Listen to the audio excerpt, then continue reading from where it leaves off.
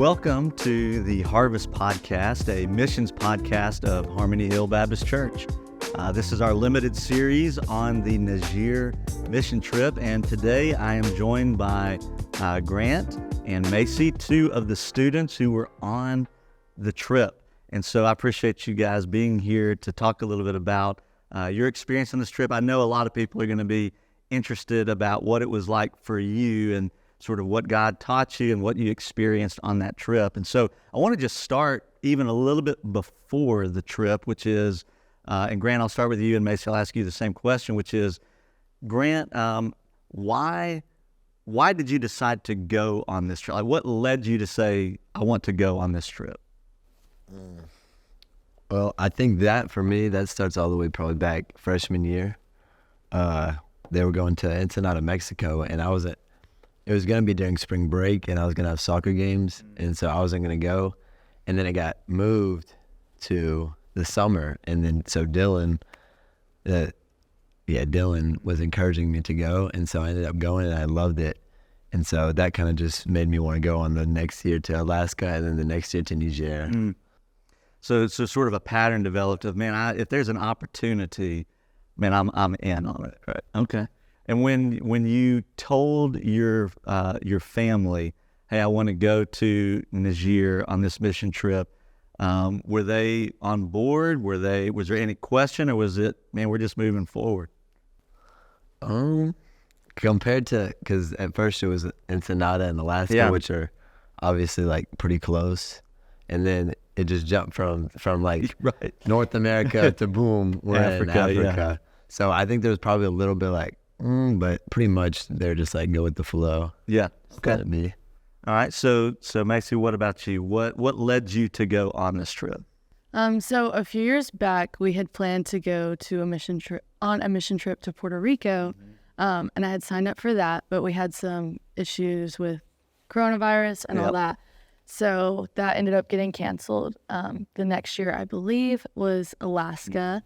And that had interfered with some stuff I had for school, so I wasn't able to go. And the next opportunity was Niger, and so I was all in. The dates were available on the calendar, and everything had just worked out. So for you, it was a sense of, I know I want to go on a mission trip, and there had just been some obstacles for the first two opportunities, and then this one is like, oh, okay, this one's working out. Your family all good with the location and all that kind of stuff on the front end? Absolutely, yeah. Okay, very good. So this trip was, designed, and you got to do this for a couple of days at least, soccer tournaments, VBS with kids, just other types of engaging in the community. And so as you're getting ready to go on this trip, what were you, on the front end, before you ever went, what were you most excited about as far as the missional opportunities? Maci, I'll start with you. I was really excited about encountering a different culture. I love traveling and seeing different parts of the world, so just to see what life was like over there, but ultimately sharing the gospel with unreached people. And so I had been in prayer about that for a while before we left, and the Lord opened up so many doors to be able to share with kids and parents and all kinds of people there. Okay, I'm going to come back to that in just a few moments. I want to hear about that, but Grant, what were you most excited about with this opportunity? That's tough.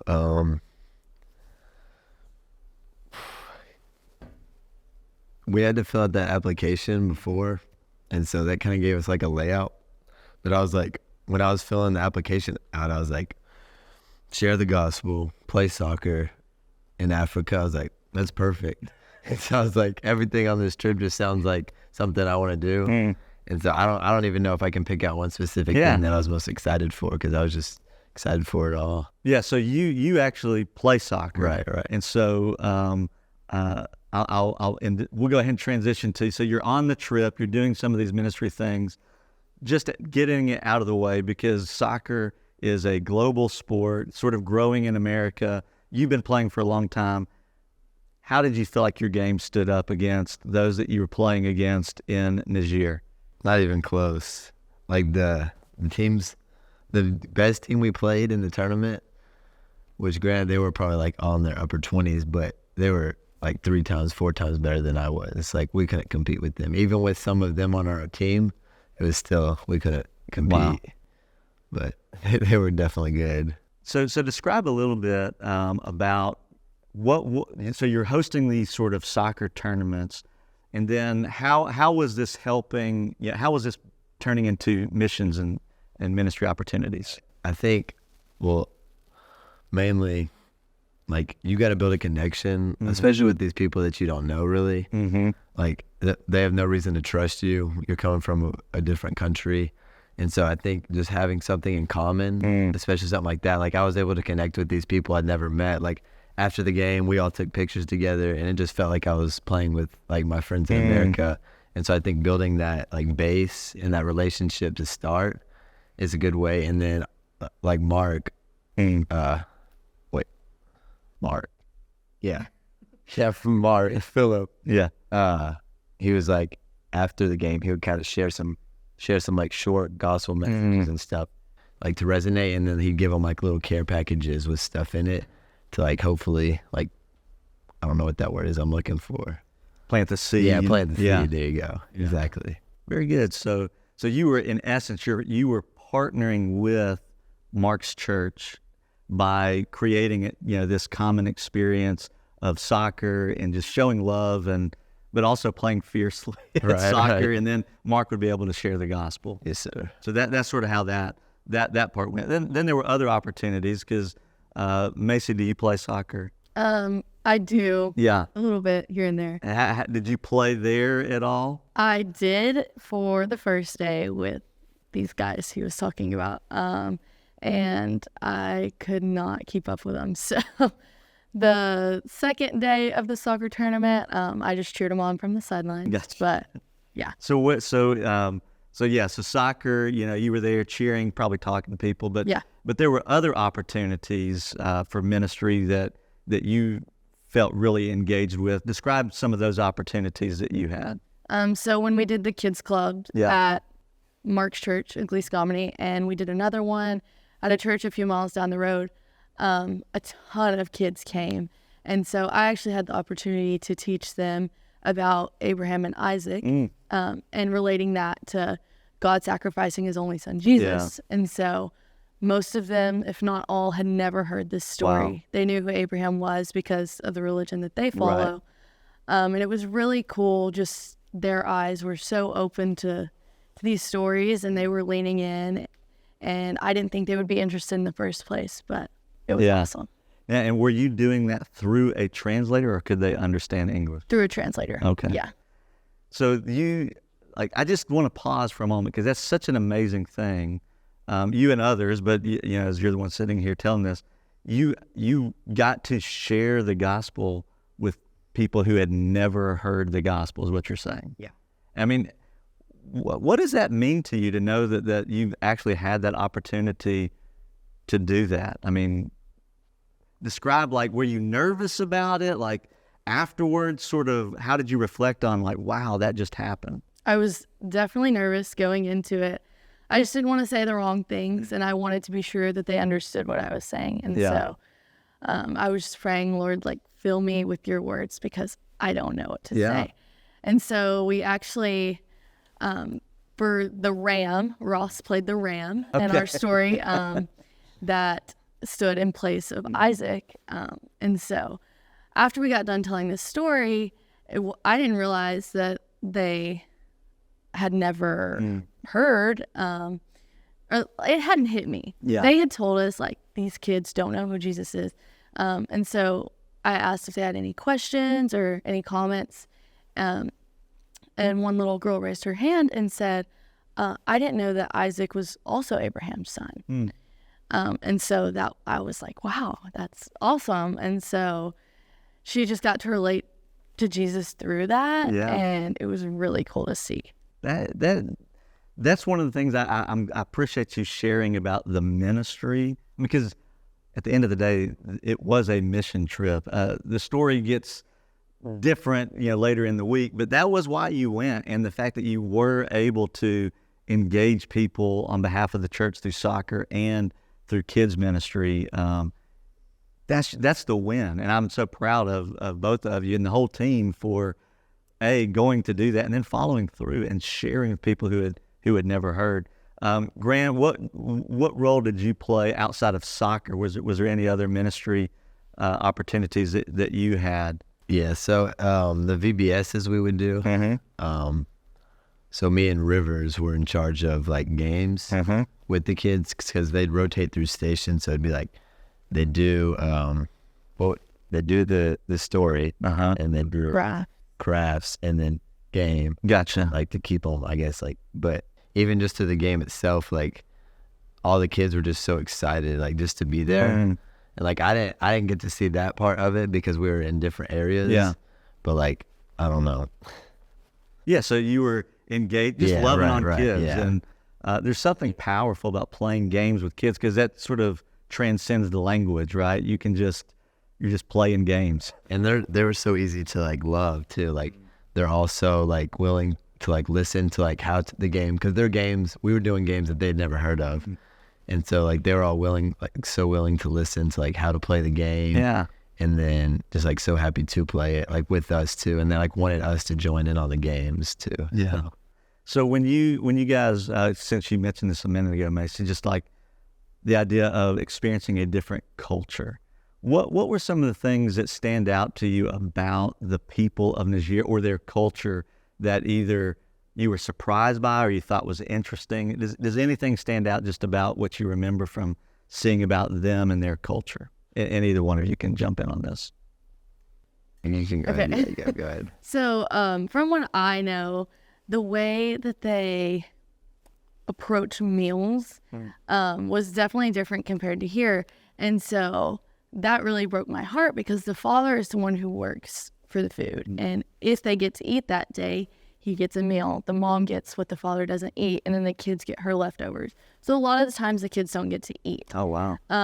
And the first day we were there, we actually went to a market, and these kids were crowding around our van just to talk to us and shake our hands. They all wanted to shake our hands. And so they walked around the market with us holding our hands, and this one little girl was eating a rock. And so that broke my heart the first day we were there. And it just like opened my eyes to the rest of the people there and what they were living through that we had never even seen. Wow. That certainly will tug on your heart to see that. Grant, anything you would add to that or other observations you made? Yeah, so I don't remember what day it was. I think it was the first day we got there, we did the kind of training, I guess you could call it. And Mark was kind of going over just like some like stuff about Niger, and he said that they live off of $1.50, either or, like $1.50 a day, if that. And just to think about that is like, I have like $1 sitting in my center console that I'll just like won't even think twice about, but to think that that's all that they have for a whole day, and I'll spend $9.99 on a Big Mac is just like crazy to me, because like we think money's just an object for us, but like for them, it's just undescribable. Like the fact to live off of $1 a day. Yeah, to be faced with sort of that disparity of our experience versus real poverty, of material poverty. You know, a kid eating a rock, whatever that looks like, and trying to figure out how a whole family is going to make it on what we've got in our center console. I like how you said that. That's one of the things that we like about short-term trips for people is it helps us understand our context by other contexts. But one of the things that for me that's typically been the case is I've been amazed, like you, when I've gone to places and seen material poverty in places. But often, you might see that they are rich in community, right? Where they, even if they've got $1 a day, they'll share stuff with you, and their generosity, where it helps you realize that here sometimes we have poverty of community or poverty of generosity, and you just see the various things as you engage that culture. So I'm glad that y'all were able to sort of impact or see that and sort of process to piggyback on that, like the generosity thing. It's like they're living off $1 a day, and we had the tournament, the soccer tournament, the first one, and there were players like 100 players better than me, and they still they decided to all give me MVP of the tournament, And with that, they gave me like 10,000 CFA or something. And it was like, ended up being like $10. I don't remember what it translated to, but I was like, I'm here on a mission trip and they're the ones giving me money. And it just like blew my mind. Yeah. Wow. Yeah. Yeah. That's probably even a difficult thing to accept, Right, I imagine, for you as well. Wow. That's interesting. So there was a lot of rich, moments of ministry and the team. And then you get to this part of the story where things sort of change. So I'm going to ask both of you the same question. Maci, I'll start with you. Where were you, sort of what was going on when someone told you that there was a coup taking place in the country, and what was your initial reaction, like just even mentally, like what was going through your mind when someone told you that? Okay, so throughout that day, they were outside playing volleyball, which is not my specialty. Fair enough. So I had woken up late that day because we were home. Yeah. We were stuck there. And so I was hanging out in my PJs, building a puzzle with one of the little girls of a family we were partnering with. And we decided to play a prank on the boys. And so a couple hours after, I lay down in my room for my daily nap, and Tracy flings open our door and says, "Pack up, you're leaving in 10 minutes. And Kylie was like, "Guys, it's a prank. It's a prank, guys." And I was like, "No, it's not. We're leaving." And I only had really known because earlier that day, one of the little boys of a family we were partnering with, I was like, "Hey, where's your sister?" And he was like, "She's packing a bag in case we might leave." And so that was the first I kind of heard of we might. Right. And so I just kind of started gathering my thoughts, not thinking it would necessarily be that day, but maybe soon. And so when Tracy said that, I was like, we're leaving. And so I get my stuff together. We get packed up. We run outside, say our goodbyes, and we were gone. Man. All right. I'm going to press pause for just a second because I want to go backwards in time to when you first heard that like ministry is going to be stopped because now there's like when the trip changed. So when you heard that there's something going on with the government here and we're here before we get to the leaving part, when you found out like, oh, there's something happening here that's going to maybe change how we're able to leave the compound. Where were you when that happened? We were eating lunch at the guest house, and Mark came in and said, "Hey guys, there's this thing called a coup that might be going on." I'd never heard that word, Sure. so I was like, no big deal. I don't know what he's talking about. Yeah. So we go to play soccer later that day. Things were still super calm. Mm-hmm. The next morning, we woke up, got ready for VBS, and they said, "Hey, we're going to stay here today." And so I was like, oh, this must be pretty serious. Something's going on. We're not going to VBS. And so we stayed at home all day that day and the days following. But yeah. So for you, when he's saying that, you're going, okay, there's something going on, but it's not really a concern. Like at that first day, at that lunch, you're going, oh, okay. Nobody's paying. I mean, everything seems normal. So it was just sort of, okay, meh. Whatever. Okay. Yeah. Grant, what about you? Were you at that same lunch? Oh, no. My story is a little different. So let's call it, I don't remember the day. Let's call it a Wednesday, right? I wake up that morning. We head to the VBS that morning, and I'm sitting in a chair in the main room, and I'm leaning back like this. I'm like, oh my gosh, what did I eat? And so we're sitting there, and I'm like, I'm sweating. It's hot in that room because they don't have AC. Right. And then we go outside to play with the kids, and I was just sitting there. I was like, I could just fall over. And so then we pack up and we go. Then we pack up and go back home after the VBS. And so I go lay down. We had like an hour and a half before the another soccer tournament.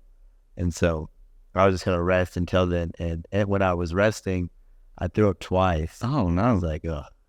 And I was like, okay, I feel better now. And so I go to the soccer tournament. And as soon as I stepped out the car, it was just 3 times worse. And so then Ross and KK actually ended up taking me back to the compound while they played the tournament. And so I pretty much just slept for like the next 5 hours.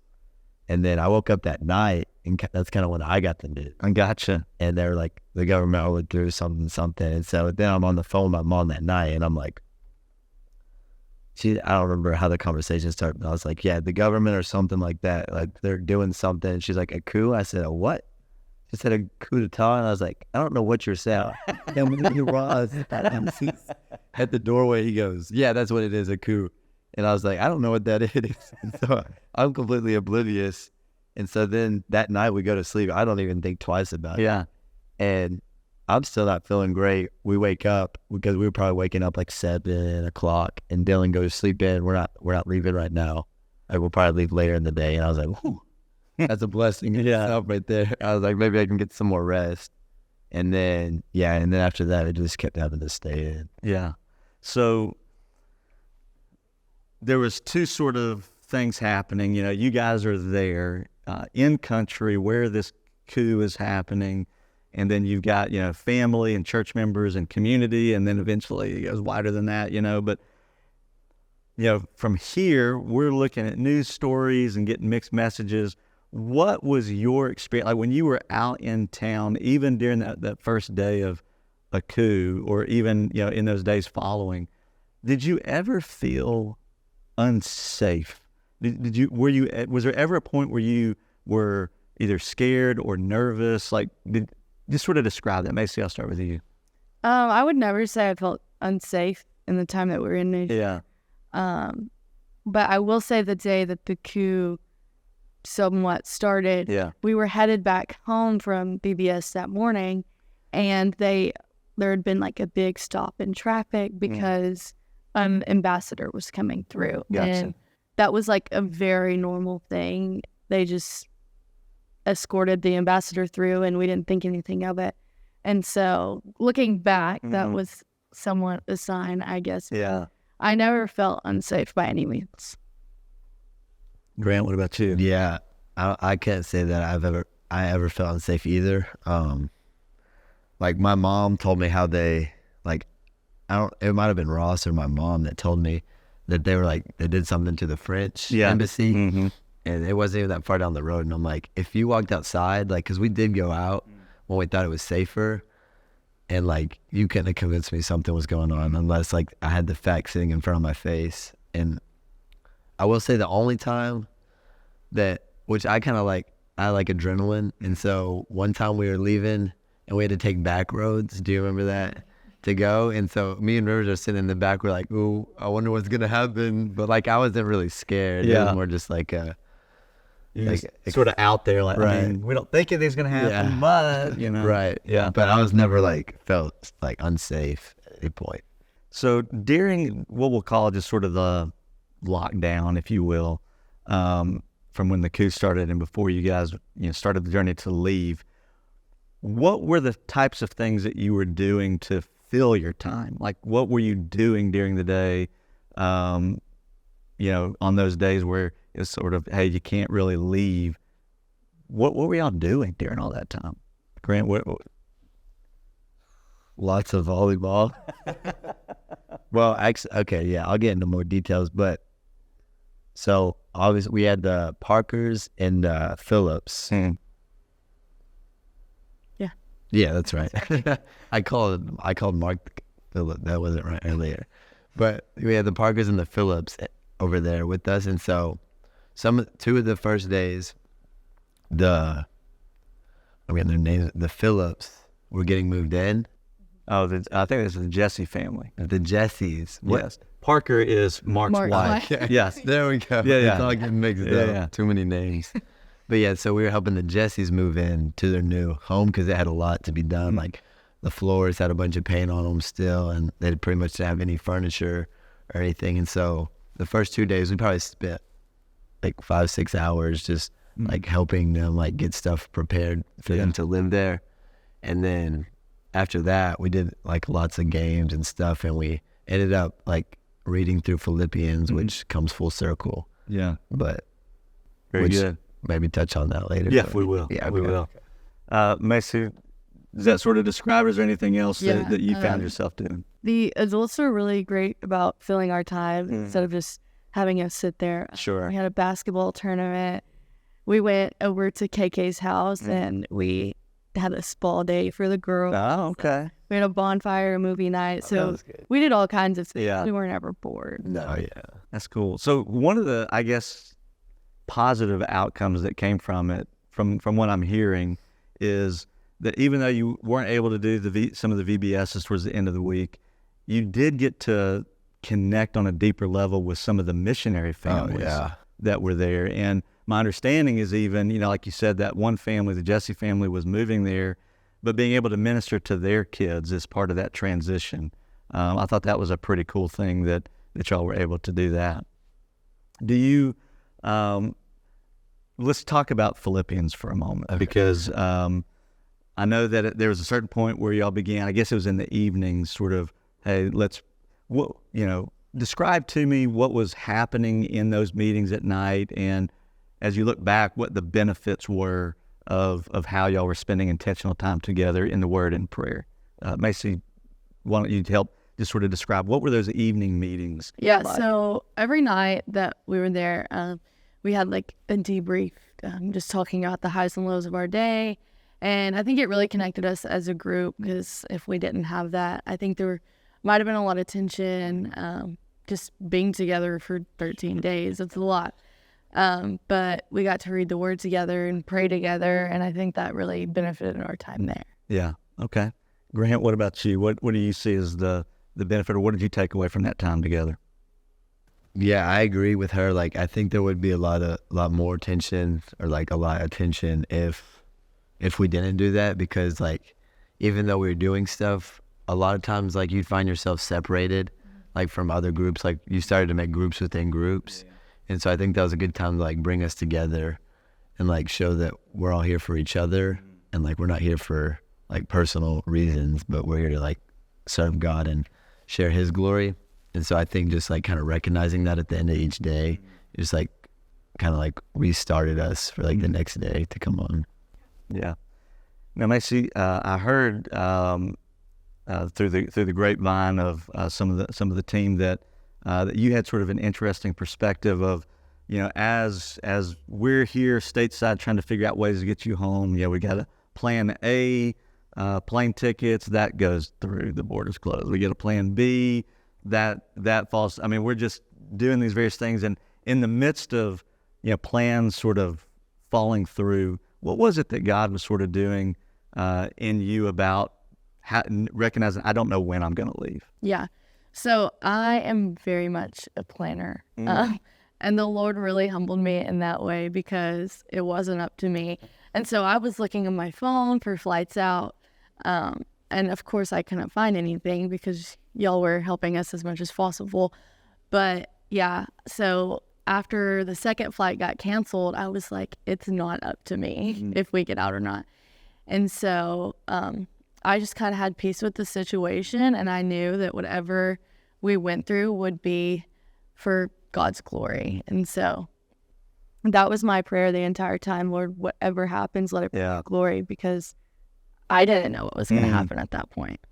So sort of that moment of recognizing, though I like control and planning, I've got neither right now. So God, I'm going to trust you. And He sort of just gave you that peace to walk day in and day out with that. Grant, as you reflect particularly on that time of while you were still there in lockdown, before getting out, was there any sense of what God was maybe trying to teach you during that time, or teach the group in any way? Do you have a sense of, like, when you were in that moment going, I think this is what God's sort of working out in me? Yeah, I'm also like her. I'm a planner, and I'm like OCD and stuff, and so like everything has to be a certain way, like done at a certain time. And so like everything, it just felt like you said earlier, like everything was just falling through, all the plans were, and it was like, I was like, are we gonna get out of here? What's gonna happen? And me and Ben Hicks were sitting outside, and I was like, what are you thinking? I was like, because I'm not gonna lie, I was like kind of a little upset. I was like, I don't know how long we're gonna be stuck here. And he was like, honestly, man, I'm just gonna trust God's timing. And I was like, okay. And so then later that, I think it was the next day, I saw Psalms 37. I read through that. I don't remember why, but in it, I forget exactly where, but it highlights somewhere in there to like lean on God's time, like trust in his timing and not our own. And so I was just like, I think everything like back at home was like trying to be done on a plan and like not really listening to what God had to say. Like and another thing was I think doing a lot of praying, but not a lot of listening. And so a lot more asking for stuff for my personal gain than like, what can I do to further your kingdom kind of area. And so like those two things combined, like trust your timing and then what can I do? Yeah. Kind of thing. So like not my will, but your will be done. Mm-hmm. Wow. Those are huge lessons. Right. And at a point where you go, I can either just be upset or trust you. And I think it's okay to be upset. I mean, there's moments where I'm sure you had, high, like, man, today was a good day, won the basketball tournament, and then days of, we ever going to get out of it? Because, I mean, one thing that is just hard to communicate to people is just, it's hot. I mean, y'all were there, and it's hot. There's very few spots where you can go to escape the heat, especially there at the compound. And so it's just, there's a factor of it just weighing the day in. I assume, I know it would for me. That would be my biggest challenge, would just be, man, just sweating all day. So you've found time to spend during the week. You've been connecting with missionary families and serving them in various ways. You've been playing games. You've been studying the Word. You've been, praying for one another, encouraging one another, and then recognizing God's teaching you some things. How aware were you while you were in country of how it was impacting people stateside? Like, was there any awareness of the challenges that maybe your families or the church or that how many people were praying? Did you have any sense of that, Grant? I had a sense, not to the extent though of what it actually was, because the only reason I had the sense was because talking to my parents. Mm-hmm. And so they would kind of explain to me the prayer meetings and like how many people would actually show up. And I was like, how many people care? And I was like, but aside from that, like there was lessons later on that I'll talk about when we get to like the leaving part. Yeah. And that's when it really hit me. But like when we were actually still in Niger itself, I don't think it really like hit me how many people it really impacted and like the things it changed here. Maci, similar? I was talking to my parents pretty much every day, and they would kind of tell me the same thing. I know our parents were like kind of in it together, but yeah. So I didn't understand while we were there necessarily what was going on. I was seeing the posts, prayer meeting, pray at home, whatever, but I didn't realize how significant it was here. That's it. Yeah, that's interesting. So yeah, you've got people praying here, and really just a growing as every day went on, like just more and more people becoming aware and praying. And so then, we've got another plan, right? Like it's going to be X number of days. We're hoping the airports are going to open when they say it's going to open. We've got tickets once again for that first flight. But we don't get that far because there comes this moment where you find out you've got to go right now. And Maci, you described that earlier as you've got to go right now and pack up your things mid-prank, all this kind of stuff. And so, Grant, for you, what was the moment like when you found out, okay, you got like 15 minutes, get all your stuff together? Yeah, so me and Rivers we're out of Wi-Fi for like 3 days. And so me and Rivers go up to KK, which is that long-term missionary there, her house, which is just up the compound. And so we go up there to do college applications because they just opened and we were trying to get them done ASAP. And so we go up there and spend probably like an hour doing them. And we just sat, and then someone comes up and they go, oh, Wi-Fi's on. And so we're like, okay, we'll go down there in 5 minutes. We're just going to finish up. Yeah. And so we're like, we can do the rest there. And so we pack up our stuff and start heading back to our compound. And we walk in our room and we sit down because our room was always the coldest. I'm going to say the AC was broke, so it was always on. But we go and sit down, and it was like a relief in the cold air. And we were sitting there for 2 minutes on the bed, and Ross comes in. It was Dylan or Ross, I don't really remember, but opens the door and goes, "You got 10 minutes to pack up." And we look at each other and just start running around and grabbing stuff. And I'm like, "Check the bathroom, check the beds." And they had maintenance at the compound, and we're running by him going in the laundry. And Ben goes, "All my laundry is wet." Oh, washing machine. And I look at Dylan, because me and Dylan washed our clothes together. He goes, "Ours just came out of the dryer." And I was like, "Let's go." Poor Ben throwing wet clothes in his suitcase. Man. And the maintenance guy looks at us and goes, and he just makes a joke of us running around scrambling. And it was just and so somehow we got it done in 10 minutes, but we had so much to pack because our stuff was settled. I was settled. I was like, we're going to be here for 5-6 more days. I got this here, that there. So yeah, and no warning. Yeah, right. In a way. And so walk me through. I'm gonna let each of you sort of take different parts of this. So Mark has called Ross, and they're getting all of you guys going, man, people are going to come and pick you up in 10-15 minutes. What happens? Like what do you get in? What type of vehicle, and where are you going? Maci, describe that first part of who's picking you up, and where did they take you, and what was sort of going through your mind during that part? So Mark, Blake, Jesse, and Miss Parker had taken us in their vehicles to the Italian embassy. Okay. And so we were unloading super fast. I'm pretty sure the car I was in got there first. And they were putting our stuff on the bus, and they kept telling us it's too big. We can't take it. And we were throwing it on anyways. We were like, put it in my life. Let's go. And so they were piling us on the bus, and we all finally got on there, headed to the Italian air base. And so we were driving by the main part of the city, kind of downtown area, I guess. The streets were packed. Everybody was looking at us because there was 2 buses just zooming past everybody. I think none of the locals really knew what was going on, and so they were interested. And we were headed there. So in your mind, on that part of the journey, were you just sort of in shock, just taking in, or what was going through your mind as you're looking out at this city, as you're traveling from the compound to the embassy and then on your way to the Italian military base? So the entire time we were in Niger, or not the entire time, since the coup had happened, my mindset was just kind of, when are we going to go home?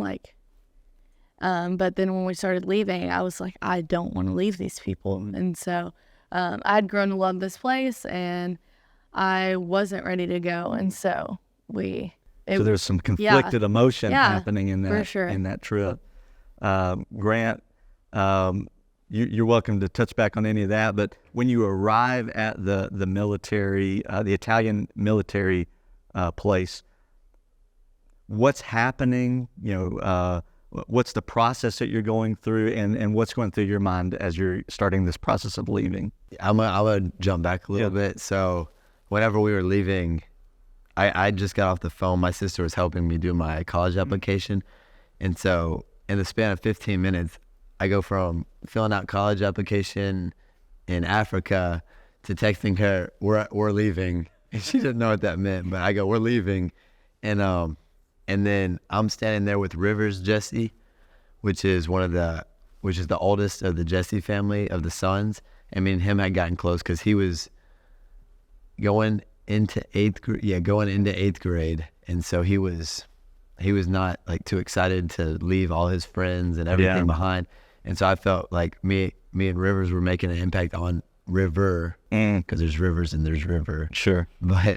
And so me and River had gotten really close. And so right before we were leaving, me and him we were both wearing 2 different soccer jerseys. And so we traded jerseys. And then when I hopped in the trunk of Mr. Jesse's car, and we're leaving, and he's praying. And I think that's when it hit me that we were leaving. And I was like, and so I like a lie, shed a little tear too. Yeah. And I was like, just because I was looking out the back of the car, like just seeing like all these people that we're leaving behind, like untouched. And it kind of, at the time, it felt like we didn't get to do what we were supposed to because of the coup. Mm-hmm. And so it's kind of like she said, mixed emotions. Yeah. But what was the? And so then, when you get, no, that's good. Sorry. When you get to the Italian military base, what do you do? What's the process? What are they trying to get you to from there? Okay, so at first we have to go check in all our luggage, and so they pretty much like TSA through it, and they're like looking through it again. And Ben Hicks has his machete, his knife, so they're confiscating all his stuff. They're like, give me that. And they close his stuff, and so we go through all that, and then we weren't sure like if we could take a backpack on the plane or not, and so we're trying to shove stuff in our suitcase, make our backpacks as small as possible. So I ended up shoving like my Bible and pretty much most of my stuff in my suitcase just so my backpack is smaller. And so we go through all that, and then we go into I guess it was a Catholic church we actually ended up in on the military base. And we're sitting there eating some of the worst sandwiches I've ever had in my life. It's like we're sitting in this room for 5 hours, just waiting pretty much. Like that's all we're doing is just waiting. What were they telling? What were they telling you why you were waiting? Or were they telling you nothing? You're just sort of pretty much sitting there waiting. Nothing, pretty much. Yeah, Huh? we were the only Americans there. Right. Most of the people spoke Italian. Yeah. And so they would get up and make announcements, but it was typically in Italian. Italian, right. We really didn't know what was going on. Yeah. They did like a medical checkup on us before we left, but yeah. So it's pretty much you're at the compound. We've got to leave in 10 minutes. This frantic race through the city to the embassy, to the military base, and then you end up with some bad sandwiches sitting in sort of a room now waiting and not really understanding what the next step is. So Maci, after 4 or 5 hours of waiting, what happened next to move you into the process? Did they load you up on something? Or did you went somewhere else? Yeah, so they were like, we have to be on the runway in 30 minutes or something, and we were still at the military base. And so we were like, okay, let's go. And they were taking a while to do everything. I guess just it was a lot of paperwork. A lot of stuff had to be done before we could all leave. And so I was still in my pajamas at this point. And I didn't bring my backpack because I was like, they'll put it on the plane. That's what they had told us. Everything was in there. So all I had was my phone, I believe, and a portable charger, luckily. Yeah. And so we got on these bigger buses to go to the runway. We get to the airport. My brother was texting me at this point. He was like, I saw on Twitter, everyone's trying to get in the airport and catch a flight. And I was like, that's not true. Don't believe anything you see on Twitter. So we pull up to the airport. Sure enough, everyone was trying to get on the flight.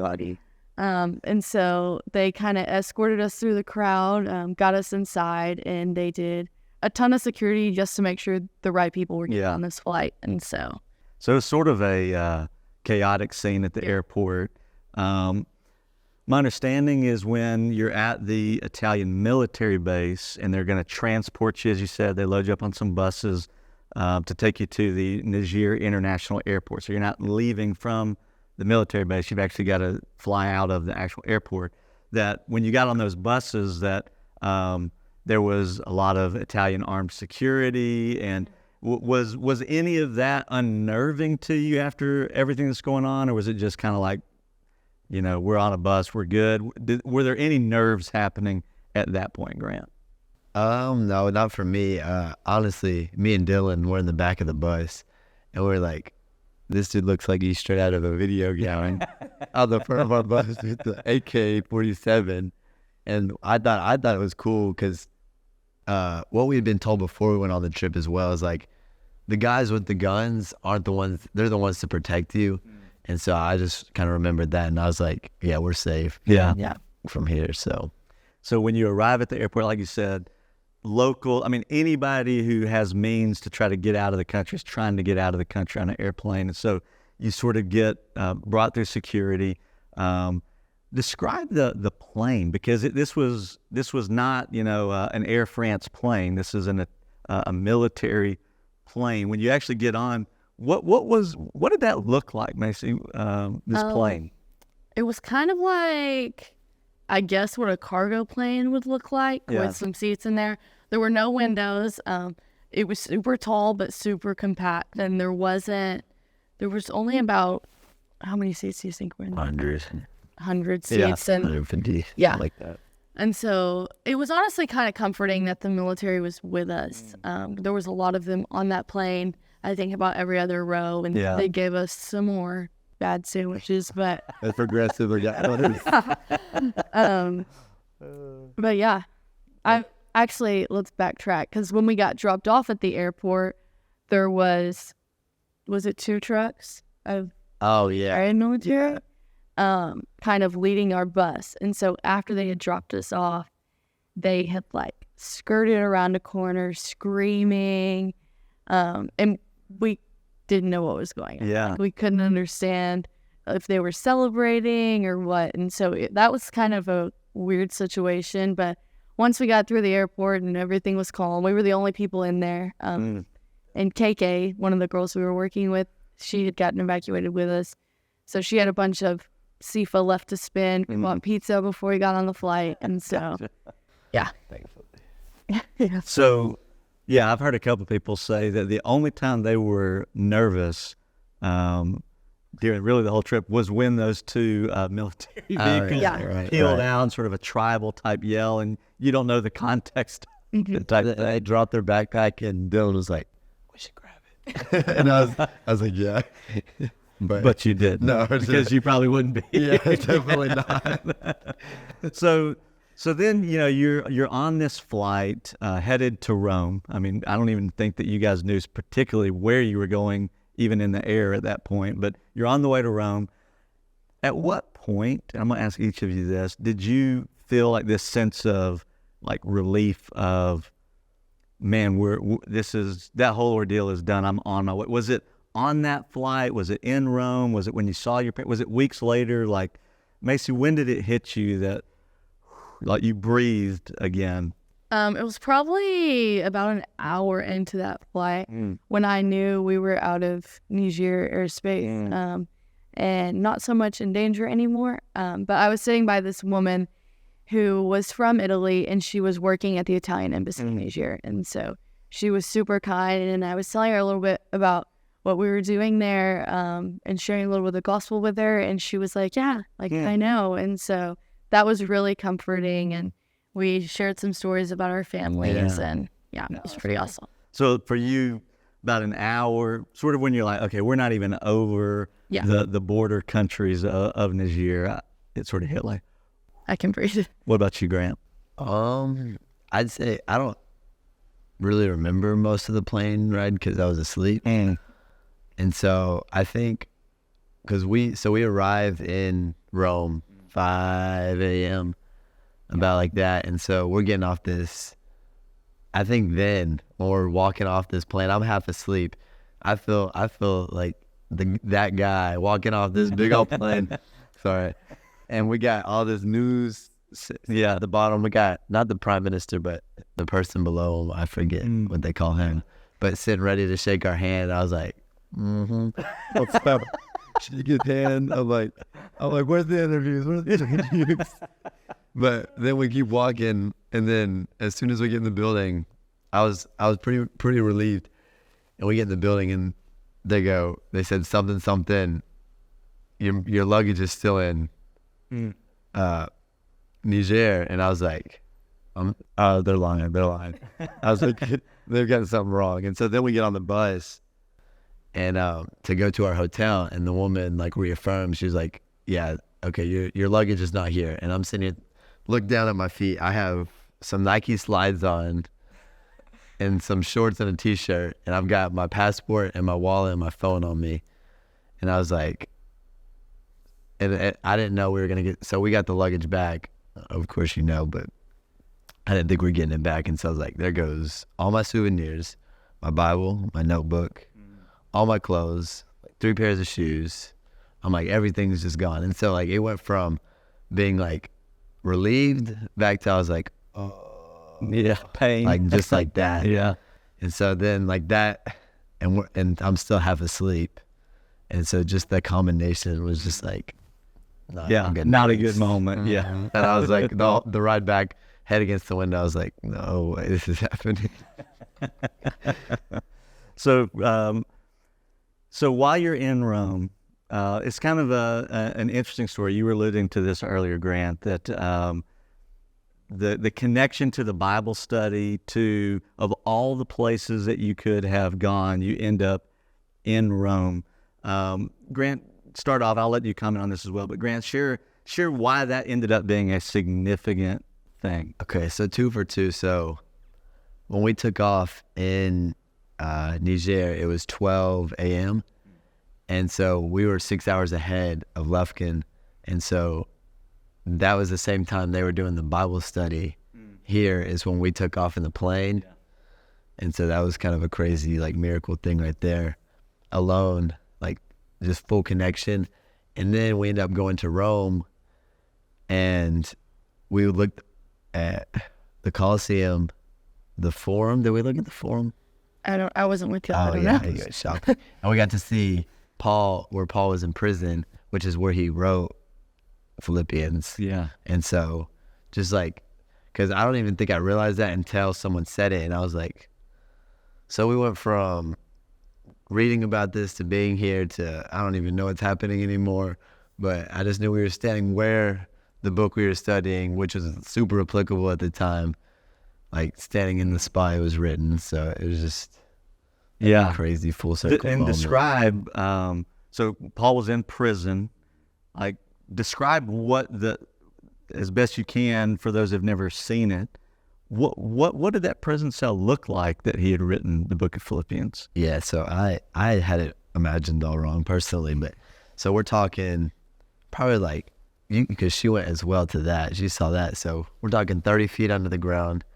You're walking down multiple staircases, and then when you finally get to the actual one, it's literally just a hole in the ground, and then a big old like circle room with no like one lamp light, and that's it. And so so just literally talking circle, that's all he gets to see like from on top. Manhole, a metal grate on on top. He got in there. Yeah, right. I think They they drop him through in the there, manhole and then and just leave him. Yeah, it was just a big circular room. Yeah, Pit. deep down under the ground, right? Yeah. And so you were able to see like the depth of where following Christ for him had led him, but yet still penned these words inspired by the Holy Spirit that have encouraged you 2,000 years later in your own challenge while seeking to share the gospel. Maci, anything else about that? I let him sort of describe it. Any other thoughts about Rome and the connection or just meaning behind any of that?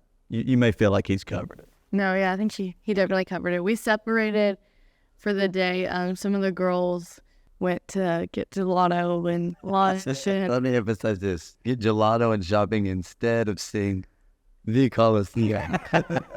Yeah. Everybody has their way of dealing with stress. Yep. Yeah. So later that day, we went to the mall, I believe, to buy some fresh clothes, and so. Yeah, because everybody's suitcase is still in Niger. So you get home, I know probably you land reunited with family, but you're probably also just exhausted. And then a few weeks later, we get this call. It's actually through some connections with your family, your grandfather, but Senator Ted Cruz, who was instrumental in helping organize the Italian embassy sort of connection to get you guys home.